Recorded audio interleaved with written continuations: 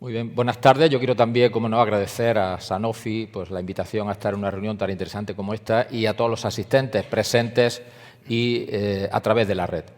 Me corresponde a mí hablar de mejoría del pronóstico en la cardiopatía isquémica y tratando de actualizar estrategias. Comprenderán que a estas alturas de la película algunas de las cosas que yo voy a comentar ya se han dicho, pero me viene bien porque se han sentado las bases sobre las que yo quiero trabajar para lo que es importante, conseguir esos objetivos en nuestros pacientes y con ello reducir los eventos. Todos tenemos claro que la enfermedad coronaria es progresiva, comienza desde los primeros años. Ya se ha dado la idea de que cuanto antes se empiece mejor. Obviamente hay que modular la estrategia terapéutica a cada edad. Ejercicio y dieta debe permanecer a lo largo de toda la pauta del tratamiento, pero cuanto antes se empiece mucho mejor. Pero a medida que se va acumulando la grasa sobre la placa de ateroma, aparecen eventos trombóticos y ahí es donde tenemos las principales complicaciones. Obviamente debemos modular nuestra acción en función de la situación clínica de nuestros pacientes. Pero quiero llamar la atención sobre el hecho de que muchas veces los cardiólogos, porque de esa perspectiva me estoy refiriendo, tenemos la sensación de falsa tranquilidad cuando hablamos de cardiopatía isquémica estable, síndrome coronario estable como llamamos ahora.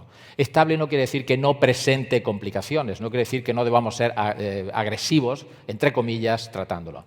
Esto es seguimiento de pacientes que han presentado un infarto después del primer evento y vemos cómo hay una tasa de complicaciones rápida. Estos son los primeros años, que sabemos que ocurre así, pero no somos tan conscientes de esto otro, que son pacientes con enfermedad coronaria que son seguidos a lo largo de los años. Y vemos que siguen presentando una importante tasa de complicaciones, nuevos eventos que quizá cuando los vamos revisando en la consulta pues no nos damos cuenta de en qué importante proporción, como vemos ahí, mantienen esas complicaciones y qué estrategias podemos seguir nosotros para controlarlos. Obviamente se han desarrollado dentro de esa probabilidad de presentar complicaciones alta en todos, algunos datos clínicos, como es el score de TIMI para enfermedad coronaria estable, que nos indican qué pacientes tienen más riesgo. Pues vemos ahí que están los que aparecen luego en casi todo. Pacientes diabéticos, pacientes con enfermedad vascular periférica, pacientes con insuficiencia renal. A medida que se van acumulando puntuación, se va acumulando riesgo,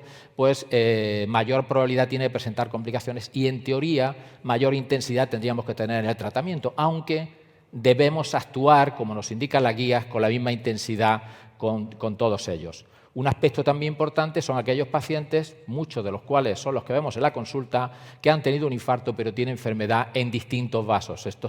Es una cohorte danesa en la que se ve que a medida que los pacientes van teniendo lesión de más vasos, los riesgos se multiplican por 2 y por 3. Y con mucha frecuencia, como digo, vemos en la consulta a un paciente que tuvo un evento, tiene lesión en otro vaso, continuamos con la misma estrategia y no procuramos conseguir un mejor control del tratamiento.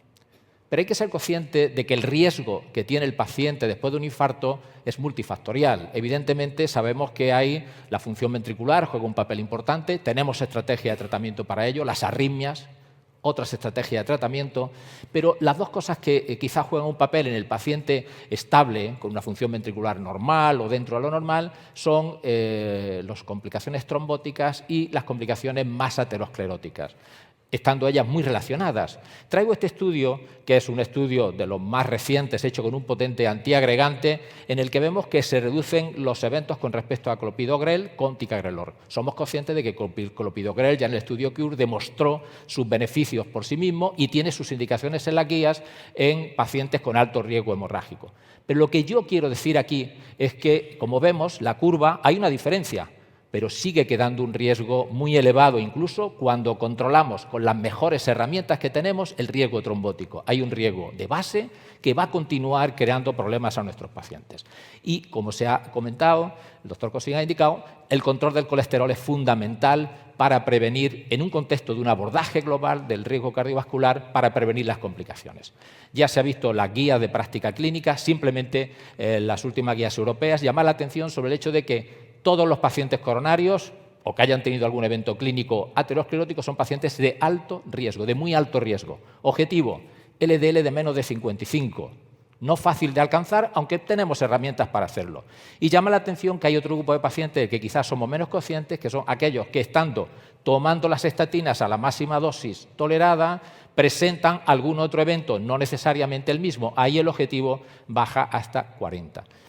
Y debemos ser agradecidos Agradecidos al grupo de fármacos que nos ha abierto estos nuevos objetivos terapéuticos, que nos ha dicho que son alcanzables y, es más, que nos ha dicho que alcanzando esos objetivos obtenemos un claro beneficio. Y esos no son otros que los inhibidores del PCSK9, tanto evolocumab, que ha demostrado claramente esa reducción de los eventos clínicos y que vamos viendo que nos aporta información de que algunos pacientes de más riesgos tienen más beneficio. Enfermedad vascular periférica, el infarto más reciente, y alirocumab, que también nos ha demostrado que no solo reduce los eventos, sino que ampliando el seguimiento reduce la mortalidad total y además reduce, porque no solo reduce el primer evento, sino que reduce segundos y terceros eventos. Y otra llamada que comentaré después para iniciar cuanto antes el tratamiento. Cuanto antes empecemos el tratamiento, antes empezaremos a obtener beneficios.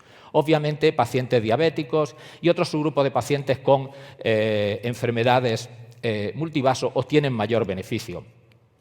Pacientes que han tenido un ictus y pacientes ancianos. Quiero llamar la atención aquí. A veces bajamos la guardia con los pacientes ancianos. Ya hemos visto cómo si suspenden el tratamiento los pacientes cuando ven un anuncio de que la estatina es muy mala, aumentan los eventos. Pero también hay datos que yo no presento aquí, que cuando quitamos las estatinas a pacientes mayores de 75 años, en prevención primaria, no hablamos de la secundaria, los eventos llegan a incrementarse hasta un 40 o 50%. Luego, ojo con quitar medicación que no sea importante, evidentemente hay medicación que hay que quitar, porque entonces podemos estar produciendo eventos y si el paciente nos viene a la puerta de urgencias con un infarto, nosotros lo vamos a tratar. Será más coste eficiente que prevengamos ese infarto, porque además el paciente mayor es un paciente de muy elevado riesgo. Ha quedado claro también que las estrategias de tratamiento inicialmente son las estatinas de alta intensidad, con la máxima indicación por los numerosos estudios que existen, y cuando no alcancemos ese objetivo, asociarlo a ezetimiba. Y cuando nos centramos en las estatinas de alta intensidad, pues vemos aquí en esta gráfica cómo se van poniendo las distintas estatinas y la capacidad de reducir el colesterol pues va variando. Y vemos cómo las guías consideran estatinas de alta intensidad, pues rosuvastatina 20 o 40, de momento no tenemos comercializado 40 en España, pero probablemente lo haya pronto, y atorvastatina 40-80, porque son las que mayor reducción consiguen del colesterol, sobre todo, como se ven ahí cuando se pone en rojo y le añadimos una reducción adicional del 20% con ezetimiba. Ahí podemos ya conseguir reducciones importantes. Nos vamos a acercar a ese nuevo mundo que nos han descubierto los PCSK9, en los que sí hay vida, más vida, en un colesterol LDL por debajo de 50, cosa que hasta ahora no estábamos seguros, nos daba miedo, incluso a algunos le da vértigo. Ver a un paciente que te viene con un LDL de 30, empiezan ahí a ajustar, ¿qué le pasa? ¿Qué tal? No, no le pasa nada, déjalo como está, que vas a conseguir mayor beneficio. Pues bien, esas son las estatinas de mayor intensidad y es lo que nos dicen las guías. Cuando se trata de tratar a estos pacientes, para alcanzar esos objetivos, no es fácil ni con estas estatinas, pero si los tenemos que alcanzar, solo con esta asociación de fármacos lo vamos a hacer. Y puestos a elegir entre ellas, también conviene ver qué fármacos tienen menor problema de interacción y son mejor tolerados. Y aquí, rosuvastatina, que no sufre metabolismo por el citocromo P450, tiene menor riesgo de interacción que en este caso atorvastatina u otra. Evidentemente, nosotros utilizamos atorvastatina muchas veces en la fase aguda, porque tiene la mayoría de los estudios, pero los pacientes crónicos lo que buscamos ya es la estatina que consiga la mayor reducción del colesterol LDL y que nos permita alcanzar objetivos y que sea bien tolerada, como vemos aquí, en el que si comparamos a la izquierda elevación de transaminasa, a la derecha elevación de CPK, comparando con su potencia en la reducción del colesterol, vemos cómo rosuvastatina compara muy favorablemente con el resto porque consiguiendo una mayor reducción del colesterol lo hace con un menor coste de efectos adversos. Luego, puestos a elegir de esas estatinas de alta intensidad, rosuvastatina yo creo que es un fármaco pues, muy adecuado. Podemos elegir según los pacientes, pero estas características nos indican esto. Y vemos en esta gráfica que también ha sido presentada como las guías nos ponen cuando tenemos que elegir, porque la clave aquí es decir qué colesterol tiene mi paciente, dónde tengo que llegar. Dónde tengo que llegar está claro. Si es un paciente con enfermedad coronaria, a menos de 55 de LDL. Elegir lo que me pueda reducir al máximo. Y vemos cómo comparan muy bien con los inhibidores del PCSK9. un 60-65%. Es un poco tricky, como se dice, porque los inhibidores del PCSK9 los damos habitualmente con estatinas. Pero bueno, son potentes y pueden conseguir eso, porque además nos encontramos con que también hay una variación individual. Hay pacientes que responden menos, que van a requerir otros fármacos, pero el grueso de los pacientes, y estos son datos del estudio Júpiter, hecho en prevención primaria con rosuvastatina con 20 miligramos, no estamos hablando de 40, y sin ezetimiba, ven que un porcentaje muy grande, prácticamente pues un 60% de los enfermos, alcanzan unas reducciones muy significativas. Vamos a ser capaces de acercarnos a los objetivos terapéuticos que buscamos utilizando esa dosis y ese tipo de estatina.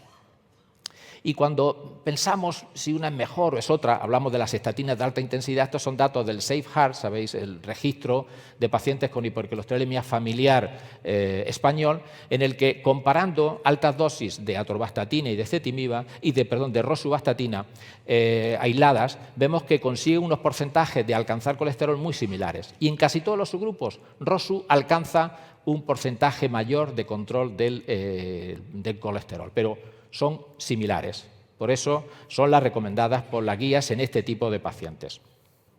Incluso, como ha comentado también el doctor Cosín, son fármacos, la rosuvastatina más coste eficiente. Aquí se indica el precio en eso, pero vamos, simplemente dar esa idea. El algoritmo terapéutico para controlar, pues lo tenemos ya claro, ha sido presentado, pero yo lo simplifico aquí. Está claro que hay que dar dieta y ejercicio, con eso vamos a conseguir reducción limitada del colesterol, pero tiene otros beneficios adicionales, que no solo la reducción del colesterol, sino que mejoran otros parámetros lipídicos y conllevan otros beneficios vasculares y de salud general. Eso está claro.